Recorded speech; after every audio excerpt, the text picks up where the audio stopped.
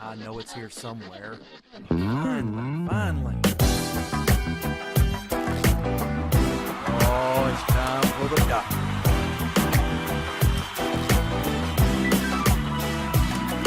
You're listening to Dr. Bill, the computer curmudgeon.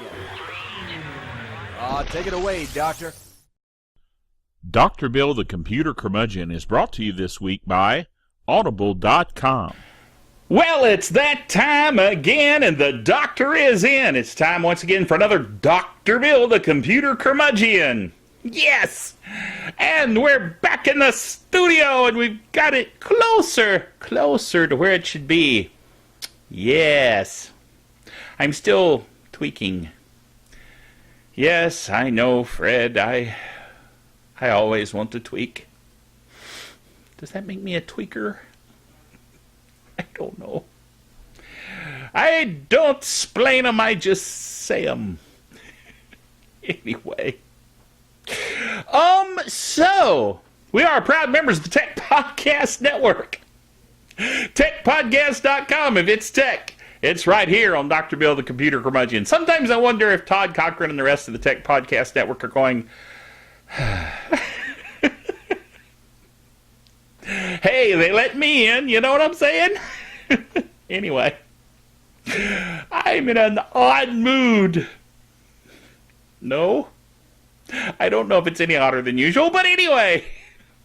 So, we are also proud members of the International Association of Internet Broadcasters. See, if you try to say internet and international at the same time, your tongue jumps up and goes, what? What are you trying to do to me? Anyway, so, the blog, of course, that we use for our netcast is drbill.tv, drbill.tv, as it says there on the screen.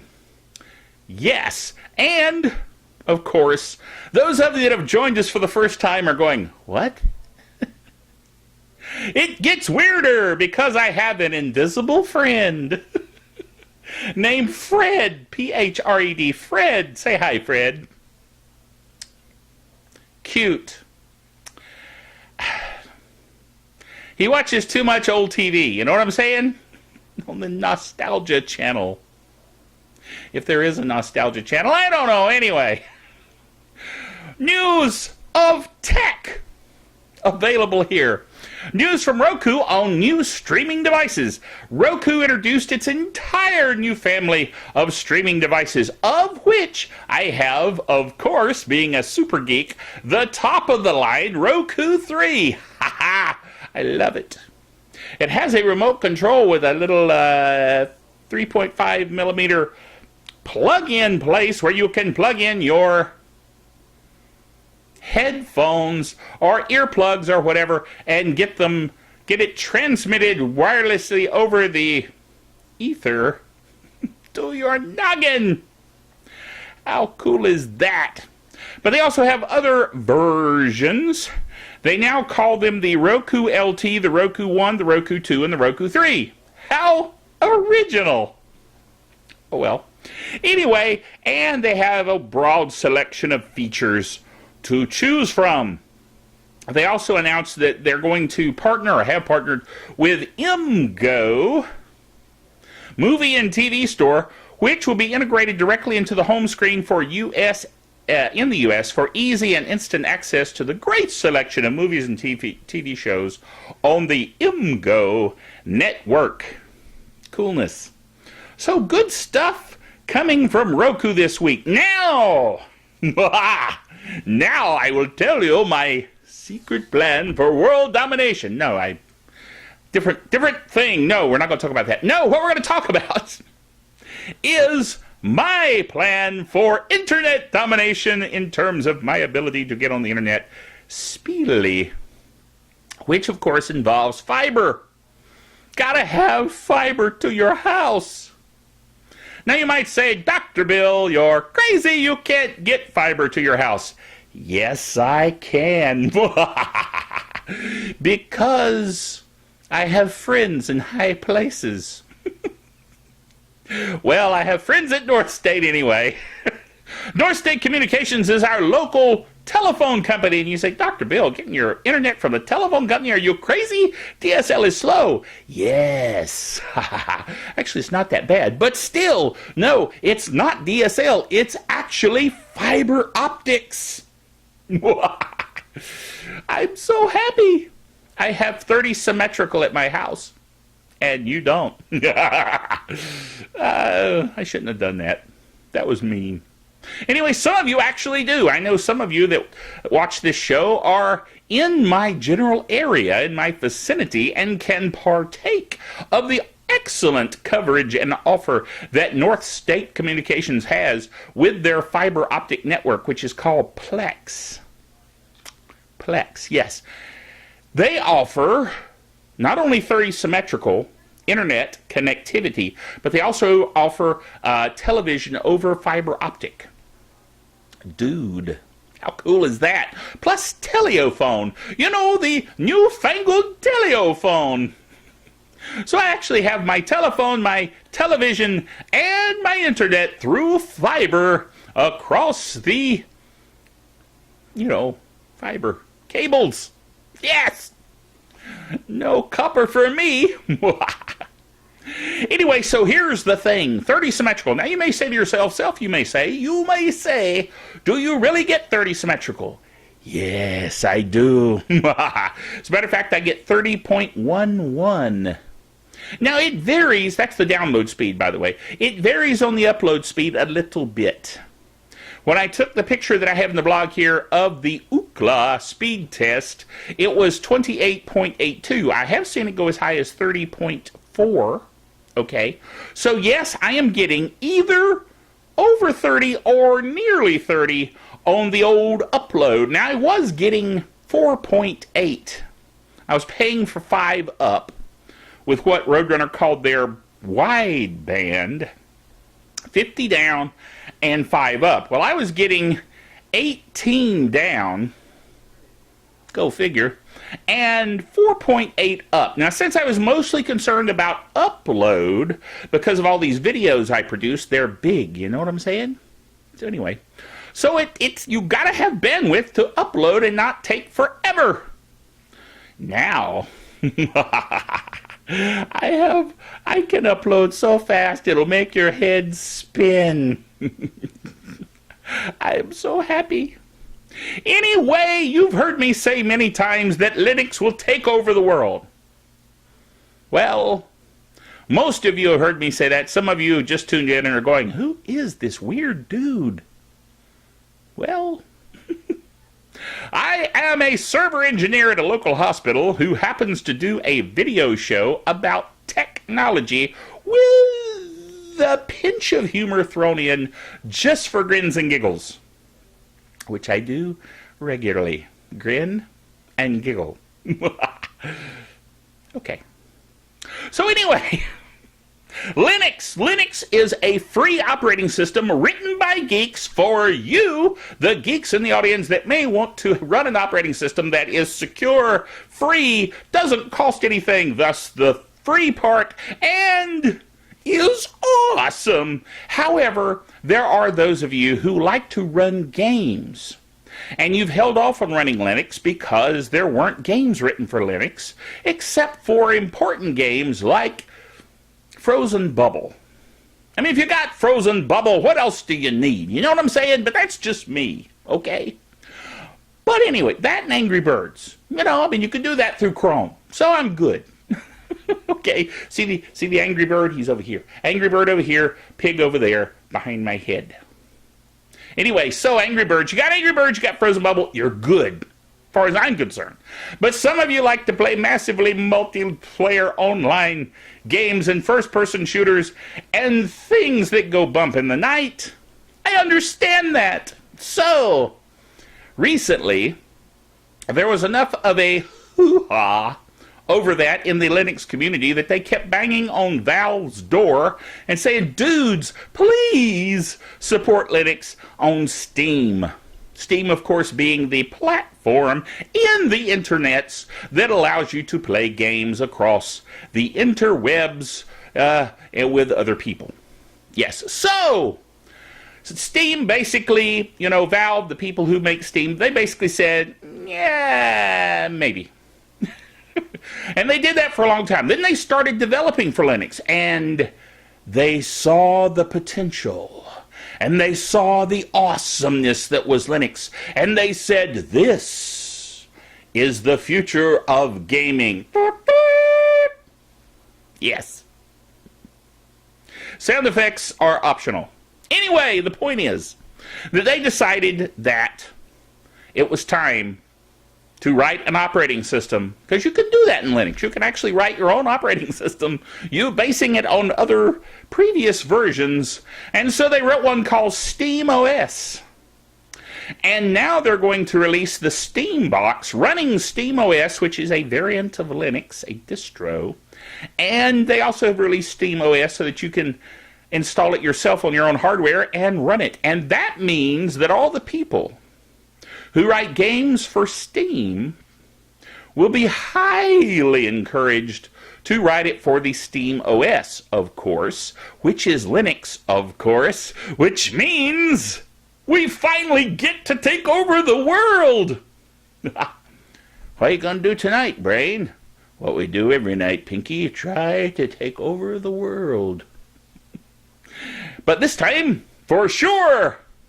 Okay, anyway, the point is that PC World said you have to give it to PC gamers. Throughout all the trials and tribulations of the past few years, plummeting PC sales, the mainstream shift to mobile, Windows RT, etc., gamers were one of the few bedrocks Microsoft could rely upon. Virtually all major PC games run on Windows, and many run only on Windows. That's a big deal. In August, John Petty Research predicted that Bohemia's Arma 3 would drive more than $800 million in PC hardware sales all by itself. And JPR estimates the total market for PC gaming hardware to hit nearly $18 billion in 2013. That's this year, for those of you that haven't been paying attention. Anyway, that's a lot of quarters. Now, whoever wrote this, it's a throwback to the days when you played games with quarters in arcades. Just saying. Anyway, it's all funneled toward Windows machines, but suddenly, that domination seems imperiled. On Monday, Valve launched an assault on one of Windows' strongest bastions with the announcement of SteamOS, a free Linux-based operating system built around Steam, the most popular PC game service in the land. And if any company has the brawn to ship PC gaming to Linux, it's Valve. I'm really jazzed about that. I think it's awesome. One more good reason to stick it to Microsoft, I'm saying. Yes. Okay. So it was not the only good news for Linux this week. Also, people have been complaining that Linux doesn't have good driver support with NVIDIA cards. Thus, the issue with gaming. So NVIDIA thought to themselves, if Valve's going to write the SteamOS based on Linux, we'd better get with it because we're going to need to sell video cards. So we're going to need to write video cards that work with Linux, video card drivers. And I agree. That's what we've been telling them for years. Anyway, point is, they have pledged to help Linux's open source driver community write drivers for their cards. Finally, after years of ignoring us completely, they now are getting, everything together to help out the community to write these drivers, which is critical to support the new gaming platform of the universe, which is Linux. Ha ha ha ha. I'm a very happy man. Not only do I have 30 symmetrical right here in my house, I also have a bright future to look forward to in the Linux world. Whoa! Man, Fred surprised me with that one. Fred, every once in a while, will play that drum roll to tell us that it's time for the Geek Software of the Week. Geek Software of the Week this week is Rufus. I know some of you are scratching your heads going, Rufus? What? That's the name of the software. It's called Rufus. Don't blame me. I didn't write it. Anyway, Rufus allows you to create bootable USB drives. Now, you may say, well, Dr. Bill, I can create a USB drive on my own without any special software. Well, that may be. But this makes it super easy to do. And, I mean so easy, all you got to do is fire up Rufus, which is a simple little program. Fire that up, point it to the ISO file that you downloaded, say of a Linux distro, and then boom, it will create the bootable USB stick. Of course, it will wipe everything on the USB stick, so be aware of that. But at any rate, and then you'll have a bootable USB that you can boot your Linux distro or Windows or whatever you can find an ISO of. That's pretty cool, gotta admit. So, there you go. It has all kinds of options. You can check the device for bad blocks. You can do a quick format. You can create a bootable disk using various options. You can create extended label and icon files. You can do all kinds of things with this software. It's awesome, and it's free.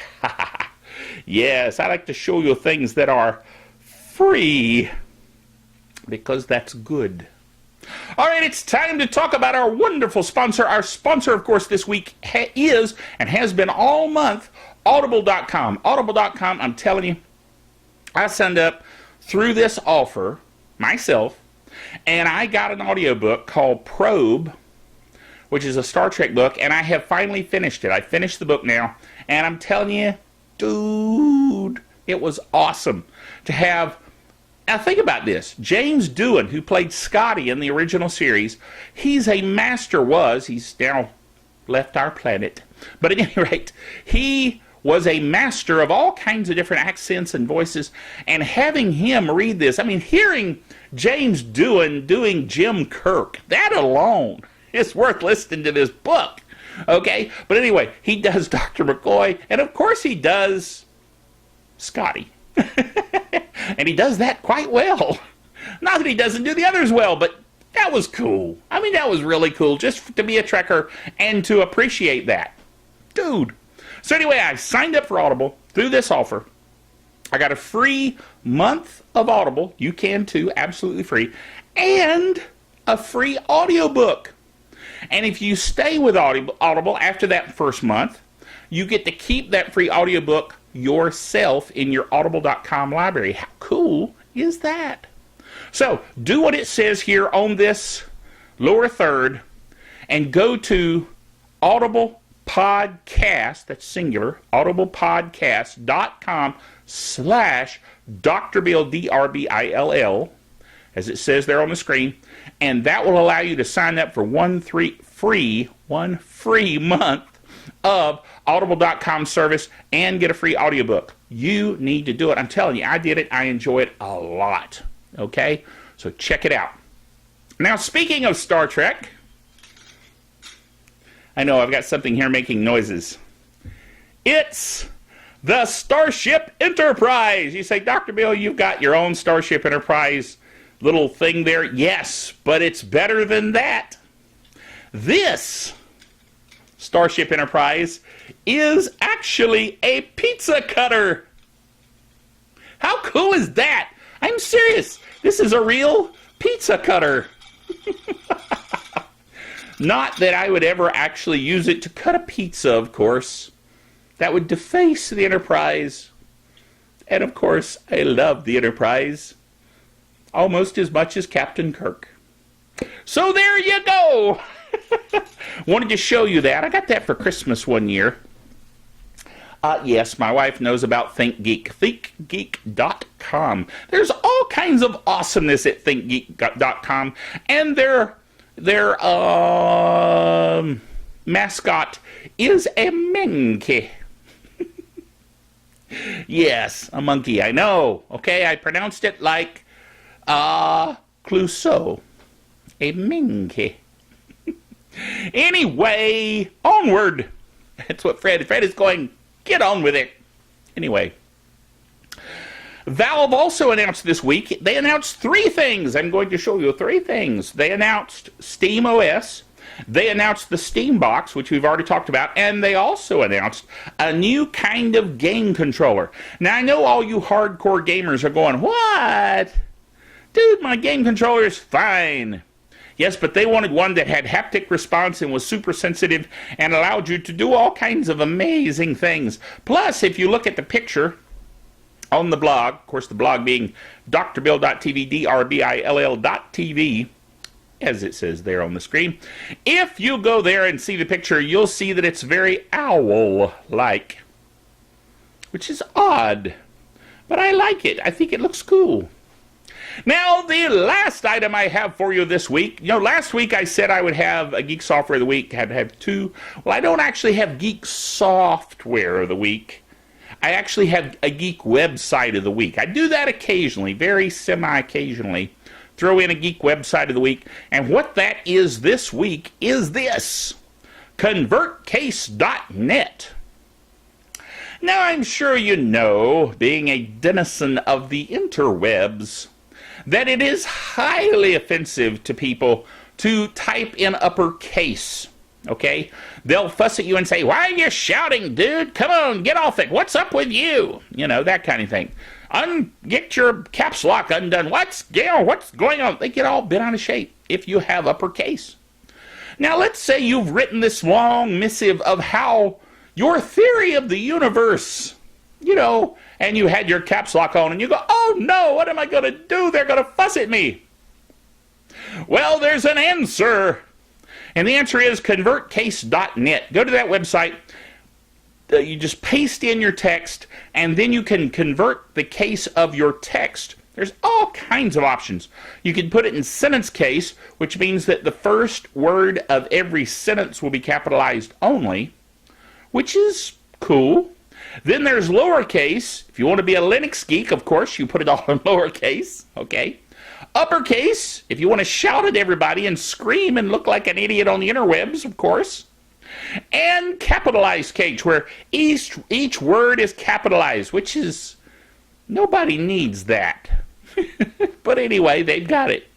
And then you can download it as a text file, and you can copy it to your clipboard. You can do all kinds of things to fix your text. So there you go. An awesome service provided by us here at drbillbailey.net for you, the watchers of the Dr. Bill Show. Yes. Okay, it's a website, but it's cool. Anyway, all kinds of good geeky stuff this week. Not to mention the Enterprise. I really can't get over that. That's just way awesomely cool. You know what I mean? Anyway, that's about it for this week. Join us next time. Remember, until then, that the Doctor is out of here.